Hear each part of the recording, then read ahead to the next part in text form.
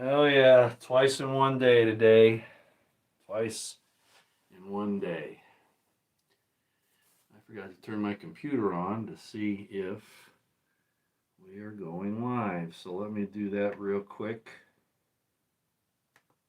and then we'll get started. Just did one of these this morning, and the way things are progressing, I just felt like before the weekend I better do another one of these, preferably before nightfall tonight. Crazy things happening, and nobody seems to be willing or able to stop it. And I hope you realize how serious of a situation this is becoming. I'd love to be able to give just positive information, to everybody so that you could figure that everything's okay and that we're getting along, and the promises that were made to us about how things were going to progress when we did this last election back last year. Well, the year before that, because we've been under this current administration now for over a year. Looks like everything's up and running. Hello, everyone. Yes,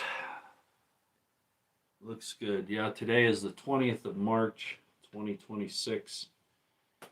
And I'm afraid that, I can't bring you any tidings of joy because there are forces at work that continue to do everything they can to war against mankind. And that's the title of this video.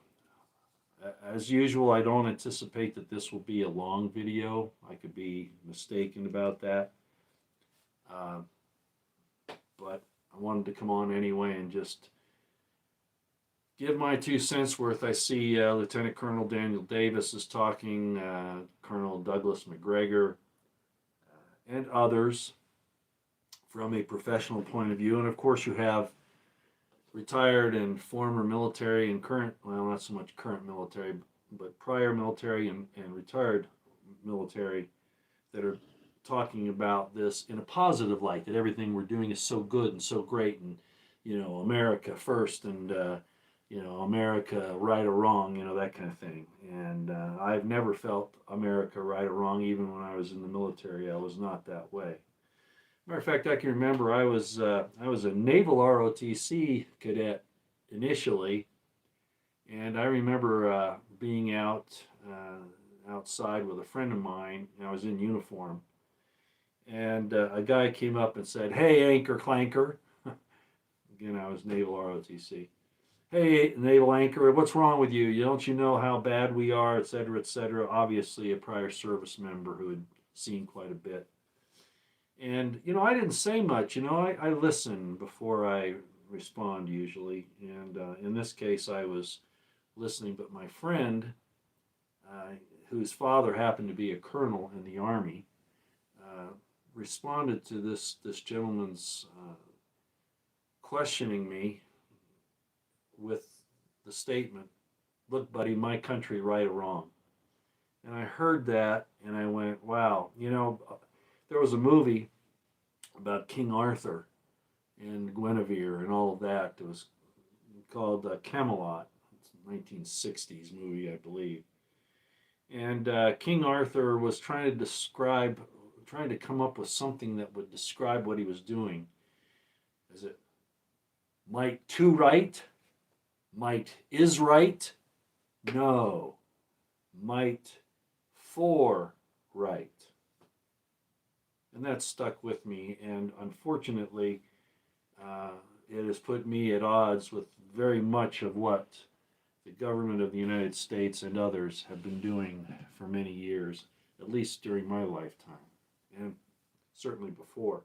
I think most of you know that my mother and dad were very much involved in information. That's when I first started hearing about the problems with the government. They were friends with President Eisenhower. My mom had actually worked for him.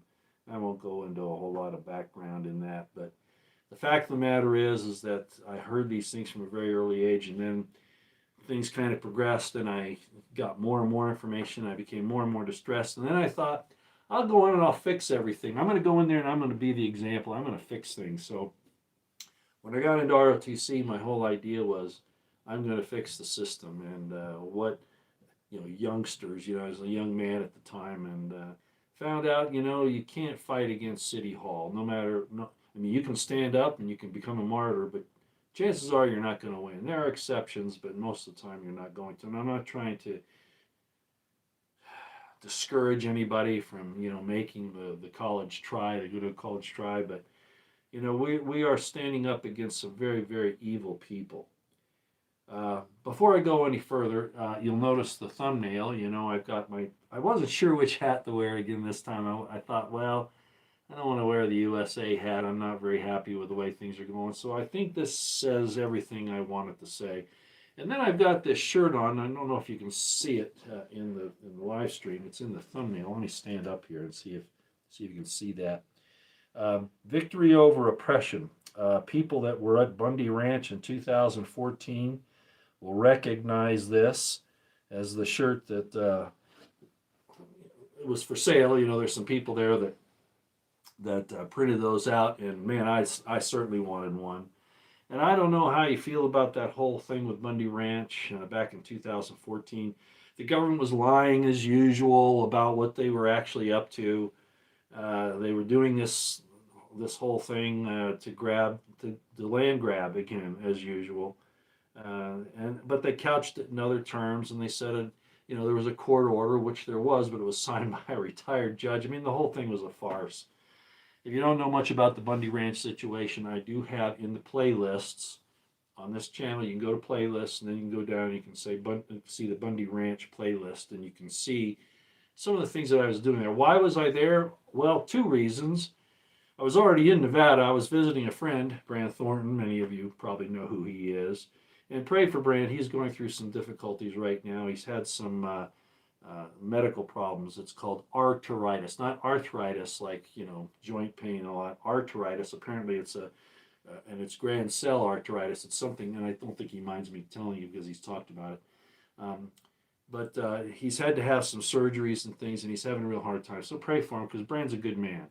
He's the one with the shofar, and he's blowing it at different things, different events, and he could use your prayers. He's a very, very good man. He's put himself out there on the front line more often than not. But at any rate, he and I saw what was going on there at Bundy Ranch when I was visiting him, and so we took a jaunt out there. And immediately, I mean, with my military background, I immediately saw what was going on, and law enforcement background. And I could see that the federal government was set up to do another Waco, basically, is what they were going to do. The Bureau of Land Management, with the help of the FBI and probably some other services, the Marshal Service, I imagine. As a matter of fact, I ran into some of them. And they even planned on, Obama was even actually I think it was Holder was talking about using drones to attack the Americans that were out there demonstrating.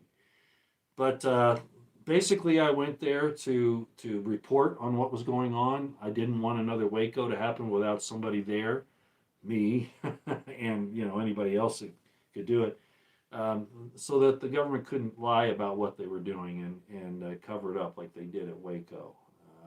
It was very, very serious. We did prevent that from happening, but it got very, very sticky there. As most of you know, there was a standoff at the federal corrals where they had stolen. I mean, cattle rustling is illegal even for the government. And they had stolen these cattle and put them out there in the corrals just off of I-15. And there was a standoff there with the demonstrators at the time. And yes, there were weapons involved, absolutely. But I mean, when I got there, it was real obvious. I could see federal agents up on several hills. I know what to look for. And they had sniper positions, and they weren't. This was even before everybody gathered there, before the big event, and they were scoping out moms and dads and kids at picnic tables, scoping them out, range finding. I mean, it was real obvious what was going on, and I became very much involved, as most of you know at this point. Again, you can go to my Bundy Ranch playlist if you want to see some of the things that I reported on while I was there. And I think we did prevent a disaster from happening, but at the same time, then the cowardly feds picked off people one by one. They went around and grabbed people and jailed them and all that. Principally starting around, I think it was about a year later. There was another situation that happened up at Malheur, Oregon. And I thought, even at the time, I was ill. I could not go, and I wouldn't have anyway, because my idea of standing up against the government isn't taking over buildings. I just that just isn't my cup of tea. I don't think it's right to do that. I'm not denigrating the people that thought they were doing the right thing, but I think that's just going too far under a lot of circumstances. I understand why they did it and all that, but I would not have engaged in that. But after that, then the feds did move on certain people from Bundy Ranch. I even found out that in my situation, again, I was there reporting, basically, sort of like the reporters in Gaza that are going on that keep getting attacked by Israel. They're sitting there reporting, and Israel doesn't want that information out, so they bomb them. Whatever. So I found out later, after the discovery process was going on, that they were actually that they had my phone account. They were going through it and trying to find evidence that I had set. They thought I was a ringleader, that I was somehow the paramilitary commander of everything that was happening, which was totally absurd. I had nothing to do with that. But they did. They got into my phone and looked at my friends. They even started pulling information. I had a friend of mine who was looking at the discovery process in the papers find out that they had actually pulled information on a girlfriend of mine. And it was really, it just went way, way too far. They use that thing where, and I forget what they call it right now, but, there's you, and then they can go 3 steps away, 2 or 3 steps away, that kind of thing. It just got out of hand. Of course, they didn't find anything, but they wanted to indict everybody that even stood up against them. Then years later, of course, we see what happens during the J6 deal. Okay, you see how they used what they learned at Bundy Ranch to do what they did on January 6, 2020, going after those people, grandmas and all that, who absolutely had no intent of any malcontent or bad action, but they were out there rounding everybody up, but they can't find a single PEDOPHILE, right? They can't find any of those. They won't arrest any of those. Oh no. Our government's totally corrupt from the top to the bottom. There are a handful of people that we may be able to trust and nobody else. And I've said that for a long time. So why am I wearing Victory Over Oppression shirt? Well, we're not going to be able to accomplish it, I don't think. I'm not discouraging anybody from standing up and saying otherwise. But as I've talked about for a long time, when you ask God to get involved, it's usually in a situation where he uses another nation to punish corrupt, evil nations. That's usually how it works in history when you see it. It was certainly the case in the biblical stories. And I'm not saying that there aren't other options, okay? But those other options are very limited, especially with the way that they have surveillance over everybody now. I can't even talk here without them being there and making check marks. Well, has he said this? Has he said that? Is he going to do this? And have psychologists look at your statements and say, well, what kind of a threat assessment should we do here? What kind of a risk does he propose? They're evil to the core, ladies and gentlemen. They're evil to the core. The system means everything. The individual means nothing. So I thought, again, I would come on and show that I hope that this can be defeated. But the way it's going to have to be defeated is not the way that people have attempted to do it in the past. I honestly believe that what's going to happen here is because, there's a lot of blasphemy going on, no matter what religion you are. Um, blasphemy is kind of, it's religion oriented. I mean, a Catholic will say that, a Jew is blaspheming, a Jew will say that a Catholic's blaspheming. I'm talking about in general terms. All of them are blaspheming, and it's tragic because life is precious, and you hear these politicians that say, "Oh, human life is precious." The Muslims don't care about human life. Give me a break, okay? Propaganda. I'm not. I think everybody knows. I don't have any use for Islam. I don't have any use for Judaism, even though I studied all these things for years, which is another reason why I don't have use for them. And certainly Christianity, the way it's developed now, I have a lot of questions about that. I come down and I said, look, all Abrahamic religions are corrupt, all of them, all of them. All of the appendages, their individuals might be okay, but the institutions, the organizations, all corrupt, all corrupt. The scriptures, all corrupt. The Holy Writ, all corrupt, all of it. And people say, "Oh no, Roy, you can't talk like that. God is more powerful than that. He can control all that. He can, but he didn't, because there's a thing called free agency. You can blaspheme God, and He's not going to. Even Jesus said in the New Testament, right? All manner of blasphemy will be forgiven unto men, right? All manner, even blasphemy against the Son of Man, but not like blasphemy against the Holy Ghost, right? So they let it happen. God lets it happen. It's a way of dividing. And I said a long time ago, I said, everything that's happening, it's tragic and it's horrible. And here we are, we're trying to maintain our lives and take care of our families and our loved ones, and these things keep happening. Economic problems, the fiat currency system, the taxation, the improper use of law and all that against us, the lawfare, which has been, Trump complained about it, but it's happening to all of us for a long period of time. And it's just so much to deal with. So what is the answer? Well, the answer is you stand on firm ground. You stand your ground, sort of like Tom Petty says. I heard one retired military officer quote Tom Petty. I stand my ground. And I'm thinking, the ground he's standing on is really sand. When I looked at it, he might think he's doing the right thing, and of course, a lot of that seems to be somewhat, individuals look at themselves differently than other people may. But I see what's happening and the lies that are going on with people who have been in the military or otherwise, police, whatever, government, and been involved in horrible things over years and sometimes decades.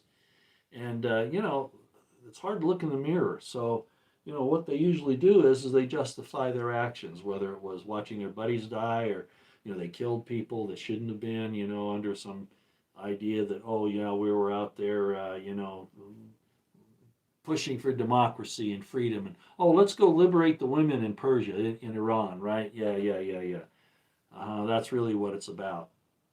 So again, I think this shirt in particular and the hat that I'm wearing basically is saying, there is a right and a wrong, there is evil and there is good. And unfortunately, in the history of things, the way it usually occurs that evil nations are punished is by another corrupt evil nation. It's just the way it is. The Assyrians coming down and taking the northern tribes of Israel, for instance, in the Bible, because of their wickedness, as the story goes. Sometimes I wonder about what the Judahites were actually saying. All that could be made up for all I know, because they were all Canaanites. I don't know if you understand that. They were all Canaanites. They were a small Canaanite tribe that wanted to become something bigger, wanted to say their God is better than any other. Sort of like the two boys out on the playground saying, my dad's tougher than your dad. He can beat your dad's ass, and that kind of a thing. That's really what it was. So things have progressed now where it's on a scale where they can destroy all of us, everything, all of mankind, all life on Earth. And if you understand where this is coming from and the doctrine that is coming out of this group that controls that little Middle Eastern country, and I'm being a little circumspect here, as you can imagine, that is their goal: total control over everything, everywhere, or destroy everything. And even members of our own government are that. Like, look what Trump has done. Look what happened in his first term. And then this time, more promises, more promises, and look what's happening now. He's sending your sons and daughters. I warned about this, as a lot of other people did. He's sending your sons and daughters off into a situation that we should have nothing to do with. Why is he doing it? Because he has made promises to those false gods and to their representatives. He worships Moloch. Candace Owens would say Baal, but regardless, it's not the good side. And I've talked a lot about the types of things that he's done to cause these horrible sacrifices in the last 10 years. And I think it was his way of showing, and I could name all this, but I'm just going to be a little circumspect here. It was his way of showing the gods that he worships, particularly the one, and not the one that most people think, that he's willing to sacrifice, especially children and women, especially children and women.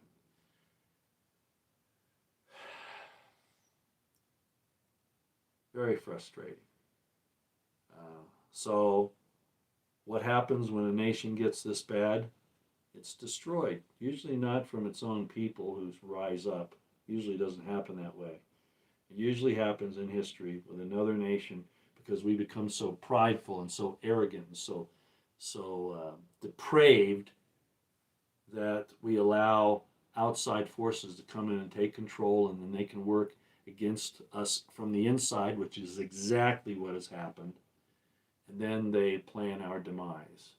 And a foreign nation comes in and destroys us. And that's basically, I think, what's going to happen. Why are we sending all these people? And this is why I've come out today. Why are we sending our military forces over into Iran?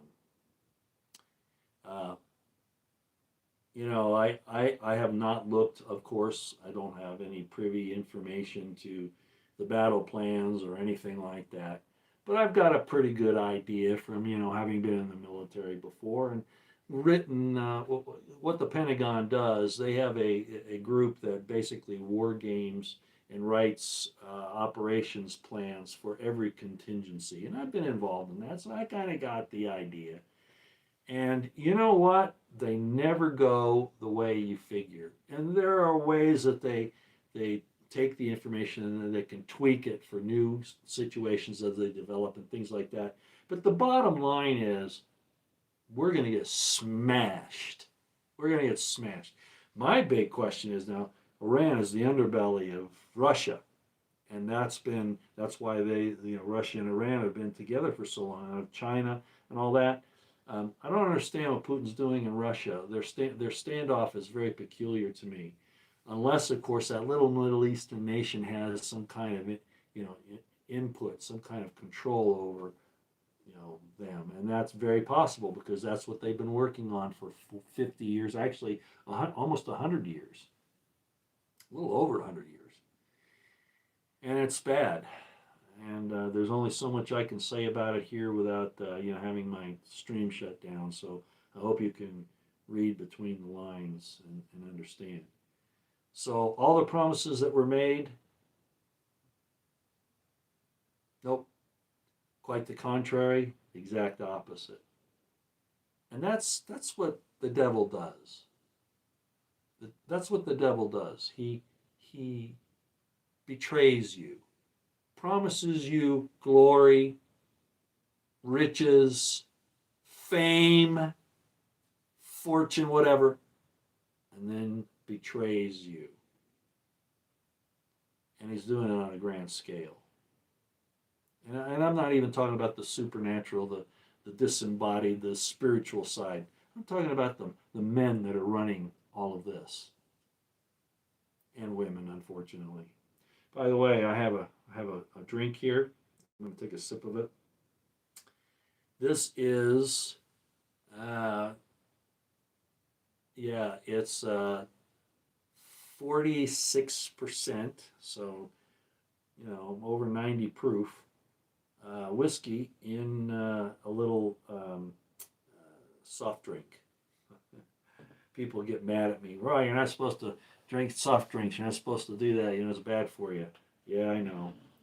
My doctor wouldn't approve either. But sometimes when you see these things happening, I'm not saying you should get drunk or lose control, but sometimes you just got to sit back and do what General Grant did. General Grant was drunk most of the time during the Civil War. Did you know that?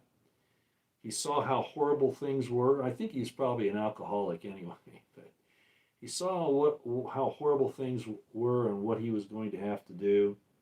And the only way he could make the decisions was by numbing himself to the pain. That's my take. Other people might say, well, what he did proves that he wasn't too smart, but whatever. The industrial capacity of the North certainly played a major role in what happened during the war between the states. It really wasn't even a civil war. It was a war between the states and a tragedy. And we didn't really learn anything about it. Do you know modern warfare? When I was at Command General Staff College and other military schools, we studied the Civil War tactics. And they're still applicable today. I'm not talking about the trench warfare. I'm talking about total warfare. Total warfare. And it's a horrible thing because what it comes down to is that there are no innocents. That's how they get around. There are no innocents, and you see that playing out with this thing with Israel saying that there are no innocents in Gaza, that they're all terrorists. Yeah, right. The way the definitions of terrorism have evolved shows you that it's kind of like pagan now. If you disagree with somebody, you're a terrorist. Just like in especially in Christianity, if somebody disagrees with your label as a pagan. Pagan is somebody other than yourself. And terrorist is somebody other than yourself. And I've talked about, here we go with the oppression thing again. I went through the terrorism counteraction course in the Army. I was a captain at the time, and I was appalled at what I heard, because what it came down to, and it was classified at the time, but that's many years ago now. But I've talked about one situation to kind of explain how the whole thing works against you Americans, especially. And that is, if you own your own business, in other words, you're not getting a W-2 form from a corporation, right? If you own one firearm, and if you have 2 weeks' supply of food, and that's very subjective, you are a terrorist under federal government guidelines. And that's only one of the many definitions that they use. Now it's gotten to the point, and they kind of keep it down, but I'm pretty sure from watching what happens, if you're a dissident, if you disagree with the government, if you believe that they should be following the Constitution, right? How are we going to have victory over this? Well, it's going to have to be taken down, and I don't want to see it. I don't want it to happen, but I think it's inevitable. And another nation or another group of nations will do it. We're tied in at the hip. We're connected at the hip with the Zionist state of Israel.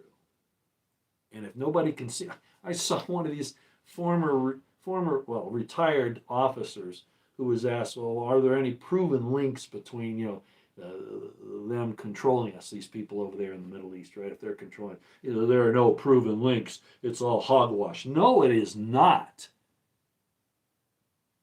I've caught these people in more lies, or maybe they're just lying themselves. I don't know, but it's extant out there.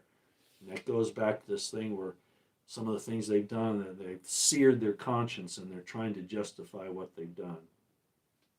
So, at any rate, like I said, I don't want to see it happen, but I think it's inevitable. And 70 AD, Yeah, as I've explained many times, if you follow me on X, and I've said it about it here, um, every messianic movement that the Jews had, and they weren't called Jews prior to, there's a story about the Jews. Some of the translations where you see Jews talked about is really inappropriate. The Judahites, the Judites were one tribe out of all 12. I think I've explained all that. But what I'm trying to say is that every time there was a messianic movement, the Hasmonean period, the Maccabees, kind of a little different, and yet the way they managed things still caused some really bad problems in the end. Every time there's been a messianic movement, it has been destroyed, and thousands, if not millions, of people have lost their lives. And that's the pattern, and it's going to happen that way again. They're not going to be successful in the Pax Judaica because they'll go too far, as they already have. And this includes the United States doing what we're doing now. We've overstepped. We're prideful. We're decadent. We're depraved. Look at the things. I mean, Trump came out and was talking about, we thought that we were going to have, some decency in this country. And then he comes out and what does he do? Oh, well, they're still going to do these little change operations to kids with the parents' approval, of course. I'm going to take a drink. Okay. It's diluted pretty well. Like I said, it's 90 proof, I think, but there's a lot of other stuff in here.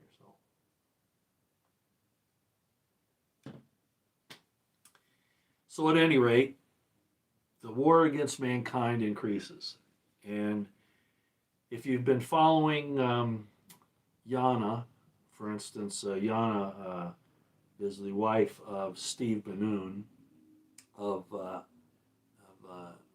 Israeli News Live, and I don't really follow them. I don't really need their information. I think they do a fine job. I'm not denigrating what they do. But that's just not what I use for source information. But they've come out with some very good things, especially Yana. And she just came out with another thing. And same thing that I've talked about with the idea of not just the greater Israel, but taking over the whole world and how they're going to do that. And, it's not for the benefit of all mankind. It's just for those who submit to them. Okay? And even there, the people that aren't of them but submit to them become slaves. And why do our leaders not understand this? Why is our government not protecting us against this onslaught against our freedoms and against our lives? Because they're complicit. They saw the blueprint. Oh, the world takeover is already figured out, so we're just going to join them. Plus, they're giving us money to do this, right? That kind of thing. Well, Yana goes ahead and she also explains some things about and I'm not going to get into any depth because it's actually kind of disgusting, even though she's absolutely correct. There are occultic Kabbalistic beliefs and rituals that basically talk about cutting you out, cutting you off. One of my Kabbalist teachers even admitted to me, our end goal is to kick everybody but us off the planet. I was very fortunate to be brought into that inner circle to learn what their goals are. I'm not saying all Kabbalists, all Jews are bad. They're good and bad and everything. But when you see what is coming to the top, what is actually being done, you realize that this evil is what's winning right now. Netanyahu said it, right? I talked about it this morning, right? Jesus Christ is not as strong as Genghis Khan because you have to be ruthless. You have to be violent. You have to take what you want, force it on others, kill the victims, kill the innocent. Oh, it's too bad, but that's what we got to do. Well, that's their philosophy. And you are considered, I'll say this much, if you have kids, you might want to stop their ears for a second. Yana explains it very well. You are the foreskin that they want to cut off so that they can have their covenant, their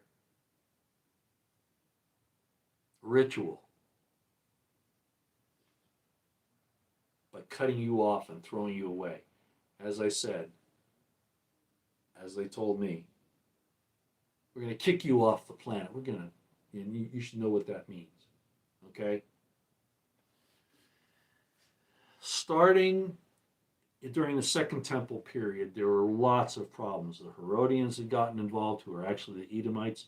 You know, people like Netanyahu try to point at Americans saying, "Oh, you're Rome, you're Edom." Hey, they were the ones, the people that were Jews that under the Hasmoneans, the Maccabees, and I've talked about this before, who actually forced the Herodians into the Jewish religion. Right? They had Warden and they forced them. You can't force conversion, okay? It's invalid. But that's what they did. And then, as a punishment, God put Herod, right, the family of Herod, on the throne of Judea after the Hasmoneans were kicked out by the Romans. So the fact of the matter is that the real Edom is sitting in that little Middle Eastern country right now, and they're probably not even Semites, but let's just say that they are. Okay, there are more Semites than Judites if they were claiming to be Judah. There are lots more. Abraham's entire posterity were Semites. And before that, it goes back to who? Shem, right? According to the biblical narrative. I'm not even saying it's true that way. This was all designed to give them a history that they didn't have. I see these Jews and these rabbis saying, "Oh, we've got 3,000 to 4,000 years of history." No, you don't. It was made up primarily during the Babylonian captivity, primarily. And then even more so during the Hasmonean Maccabean period. Well, this will probably get me thrown off YouTube. But you know what? I'm getting tired of it. You know, I've told you before, I just want to stop this. I just want to stop it. Because what good am I doing? I'm a lone voice. I'm so happy. I see other people really taking this to heart and talking about it. And they have much better audiences than I do. The only reason why I keep doing this so people can't say, "Well, Roy, why didn't you talk? Why were you silent when you saw all this happening?" Silence is complicity. That, ladies and gentlemen, is really the only reason why I continue. And of course, like I said this morning and other times, I'll get this inspiration, this idea that I need to do something, and I'll put it off and I'll put it off. I don't want to do it because I feel like I'm wasting my time. And that's nothing against you good folks that have followed me and are very kind to me and even say that you're looking forward to the posts, because I do get into things a lot of other people do, and I can take things in from all sorts of different places and then make sense of it, and it's because of my experience, my education, my training, all of that, and of course the time that I spent in the inner circles of some of these things to learn about what they're doing and what the end goal is. When it first started, I kind of got off track there. When it first started, ancient mysticism is not a bad thing. It's actually a very good thing. Because, as Jesus is quoted as saying, the kingdom of heaven is within you. So if you can go inside and connect with that, that's true mysticism, okay? As long as it's not corrupted. You know, the pineal gland and all that stuff, your heart, you know, all that. You're actually a liquid crystal. I forget exactly how it was explained, but your heart is actually a liquid crystal generator, okay? And it's really a center of a lot of your being. And then you have the pineal gland, of course, and, you know, your mind, and these things are all connected. So the early mysticism was really about connecting to that. Unfortunately, after actually coming up on the Second Temple period, especially, you know, with the Roman occupation and all of that, it started to get corrupted. It was starting to take on almost spell, you know, casting spell kind of things. I have books here. Let's see if I can grab one here just to show you, because I'm serious. Hold on a second. Let me grab this. think it's over here in my bookcase. Let me see if I can find it. It should be here. I've been turning this thing around a little bit, so it might be. Where'd it go? I hope I didn't end up loaning it out, but I may have. Oh, there it is. Okay. I told you. I'm serious here. Some of this is very good. The real problem with Jewish mysticism, as with every mysticism, is it gets corrupted. People use it for the wrong reasons. We could jump ahead to the late 19th century, early 20th century, and see how Aleister Crowley used it.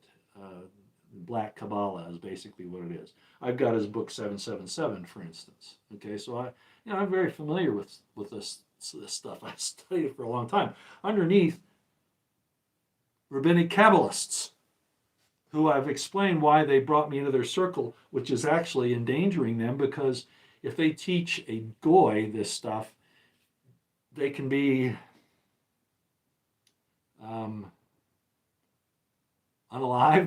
that kind of a thing. But as I explained, I guess it was an exception. They saw my name, they saw what I was doing. I've told you what my name is in Hebrew. When you translate it into Hebrew, it's Meleka ben Yatzar. They saw that, and as what I was doing at the time, which most of you I think know, I've talked about it. Hey, this is important. We got to talk to this guy. So they brought me into their circle, and they taught me off and on for it was over a decade. Okay, here's one of the books. Okay, the Sefer Yetzirah. Now, unfortunately, even on this is from Aryeh Kaplan, a rabbi, Aryeh Kaplan. He says that this is the book of creation. No. It's not Barah. It's not the book of, it's not Sefer Barah. It's Sefer Yetzirah, the book of formation. Remember, God took of the dust of the earth and formed Adam out of the dust of the ground. That's what the Sefer Yetzirah is. It's being involved not in creation like what they did later in Lurianic Kabbalah and in Moses de Leon, and I forget the guy who actually made a golem. I always forget his name, the rabbi that did that. But it's not actual creation. Formation. It's forming things. It's the potter. Okay? Another funny, that's my name, right? It's the potter forming the pot. It's putting together things that exist and forming them. The earth is without form and void, and this is not a correct translation, but without form and void, and so without form and was void, and so God moved upon the waters and then started forming things, one of which was Adam, of course. So the Sefer Yetzirah, I've studied this, and it gets into meditations, permutations, contemplations, and I've used this. I was schooled in this. At that point, the Sefer Yetzirah, and there's questions about where it came from. It's claimed that actually Abraham wrote the original book.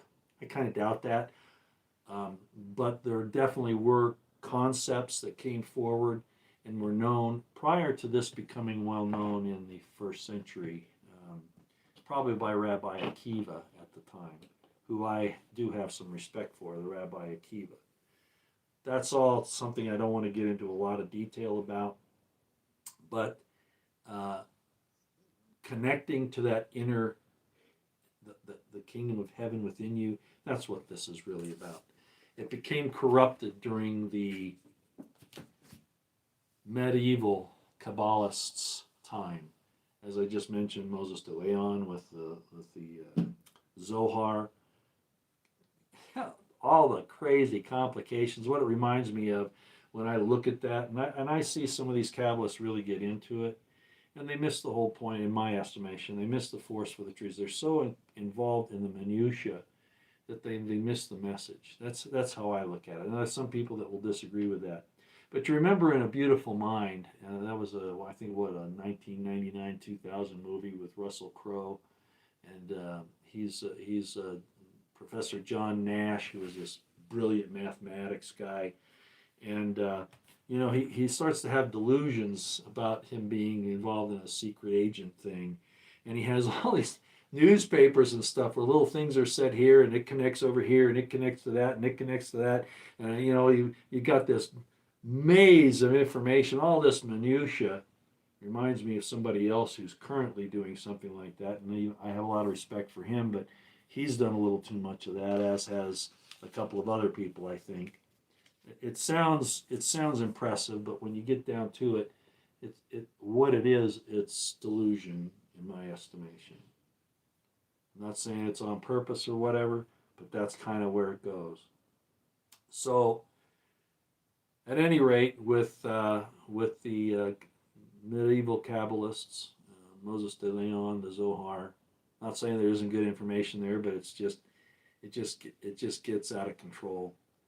Um, the, uh, the Bahir is probably okay. Sorry about the connections I'm getting there. I'm probably going to have to sign off here pretty soon. These calls that are coming in, but the Bahir was incomplete apparently. The Zohar was like crazy. It's volumes of information.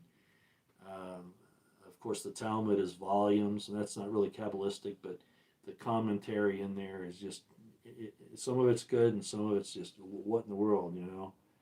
And then, of course, with Lurianic Kabbalah, what occurred here was all this thing about they're the chosen people and that everybody else is going to get wiped out. That's basically what it comes down to. God has no use for anybody but them, okay?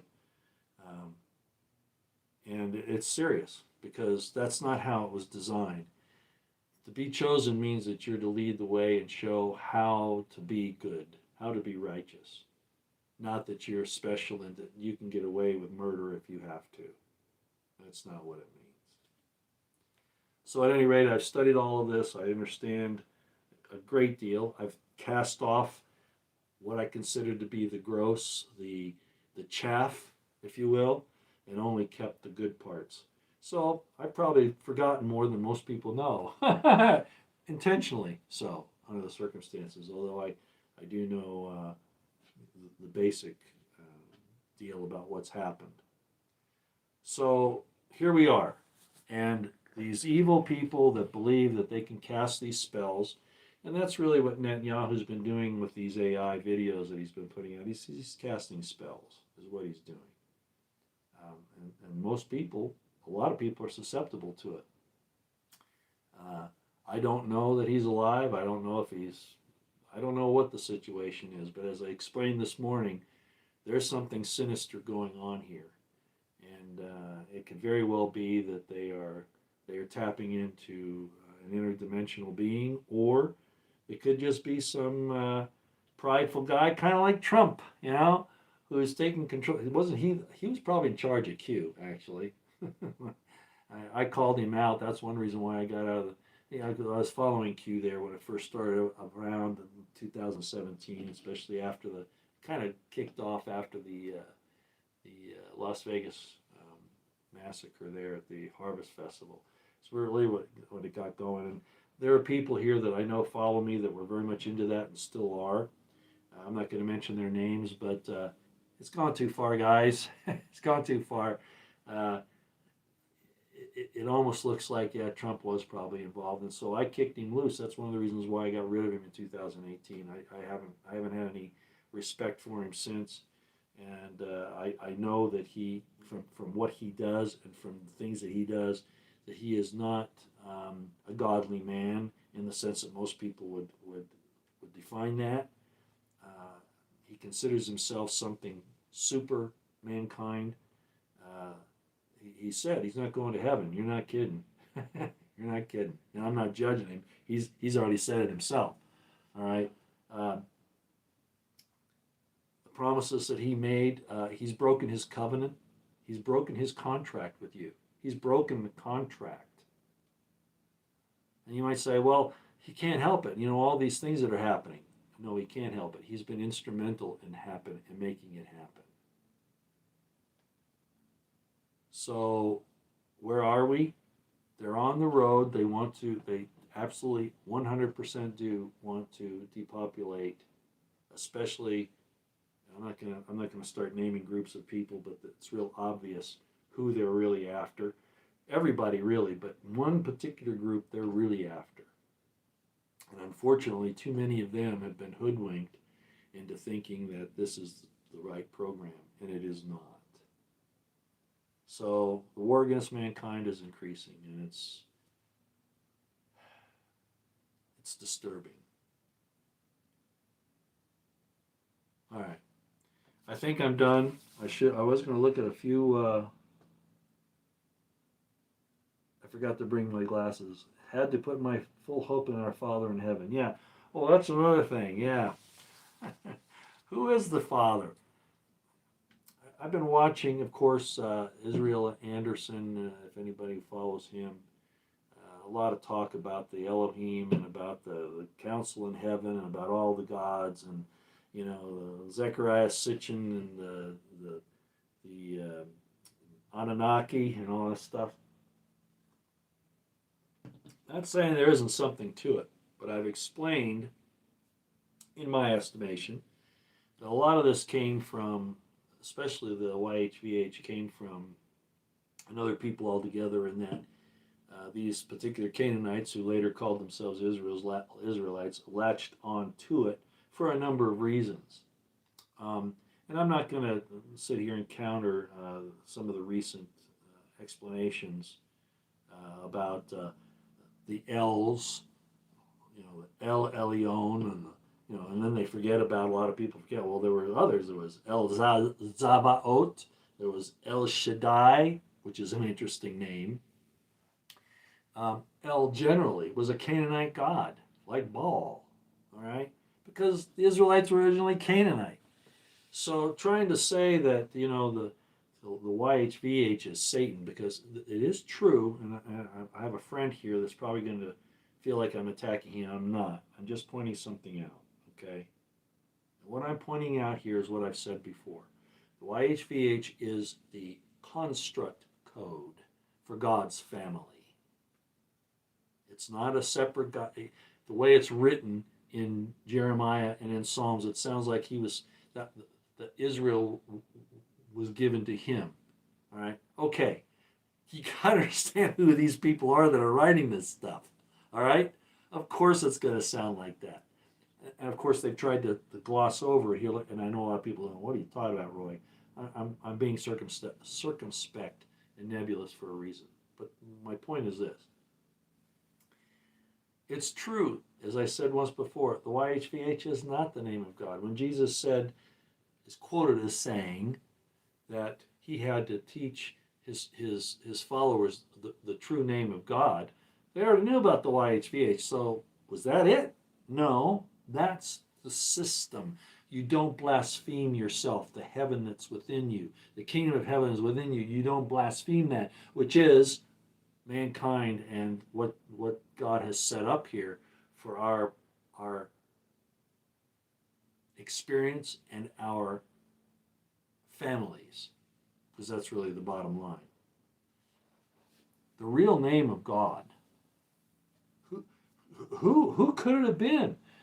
Oh, it's in the scriptures. It certainly is. And in more than in just the Hebrew scriptures. It's out there. Well, Roy, why don't you tell us what it is?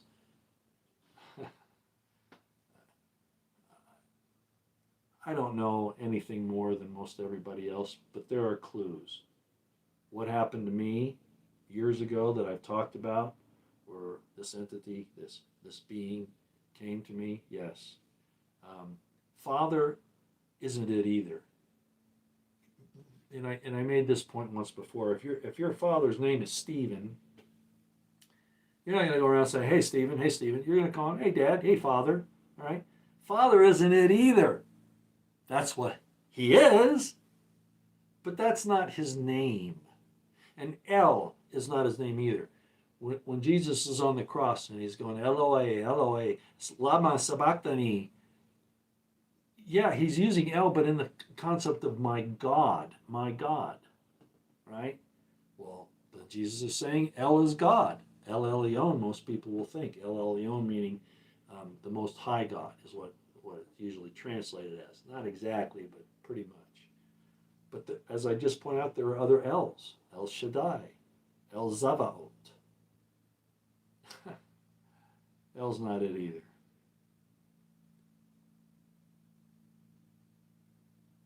Looking at the history of things, there's a story about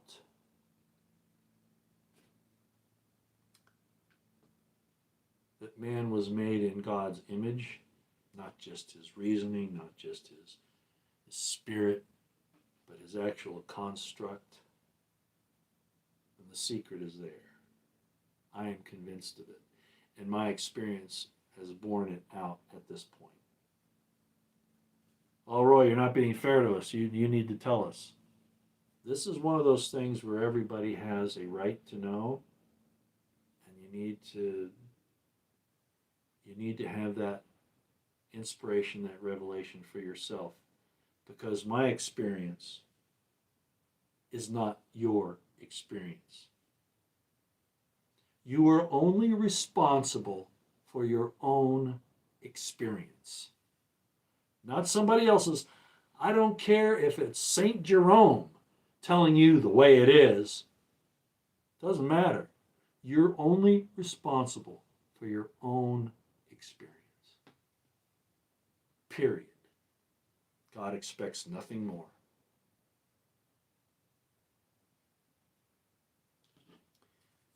Bad things are coming, ladies and gentlemen. You could say, well, they're good because the nations of the earth are finally going to be, put down. Victory over the oppressor. Who's our oppressor? Our own government, obviously, and who they pay attention to right now for religious reasons. And this gets so complicated. How could our people be worshiping the God that they're told to, that in their own, they try to say, well, but, Judeo-Christian. I'm not even talking about Islam right now. That's a whole other story. Judeo-Christian. Well, the way I read it, the way it's taught is the Jews killed that person, right? That man. So how do we have Judeo-Christian when, they don't believe in that guy? Islam does, but they don't. We've been fooled. We've been blackmailed. We've been bribed. We've been propagandized. And I have pointed out also that I think it goes further than that. The man is Jesus Christ, in my opinion, after having studied this for years. He was not a Udahite even. Certainly not a Jew. All right? He was not. The birthright didn't go to Judah. Even in the texts. Did not go to Judah. There are problems with it, but that's one of the inconsistencies. First king of Israel wasn't a Udahite like the promise was supposed to be. It was a Benjaminite. Saul. Uh-oh. What's going on here? All right, ladies and gentlemen, I've done enough now, I guess.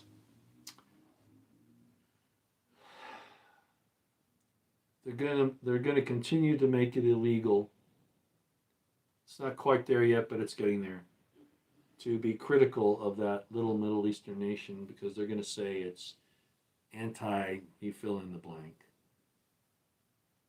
To disagree with another nation. The problem is we're, as I pointed out at the beginning of this, we're inextricably linked at this point, at the hip with these people. We are one and the same. That's a very bad place to be, despite the evangelicals, the Christian Zionists, Pastor John Hagee, Pastor Greg Locke, I think is his name, whomever. They are agents of a very demonic, evil force. and to send our treasure and the blood of our sons and daughters, brothers and sisters, fathers and mothers over in this thing that's going on now is not just a travesty, not just a violation of the contract that was made with us that's been broken, but it is, at the very heart of it all, evil. If you don't know who actually has the ability to do what they accuse Iran of, if you don't know who that is, if you don't know what nation that is, all the things that they accuse Iran of, you need to find out.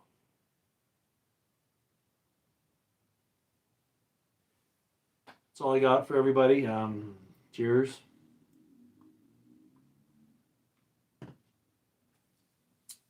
Pray, stay out of the way, as I always say.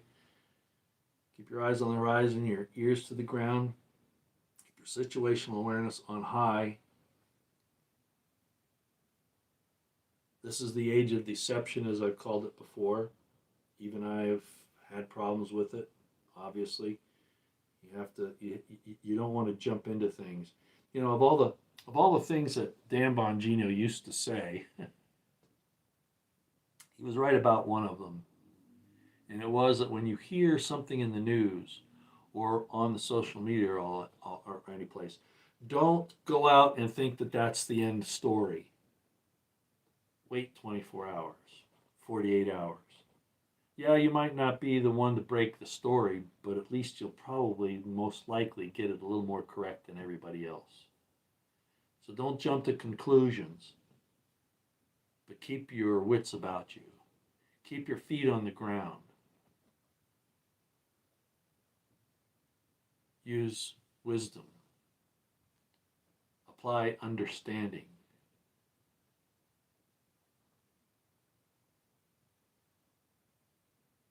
Y'all have a good weekend out here.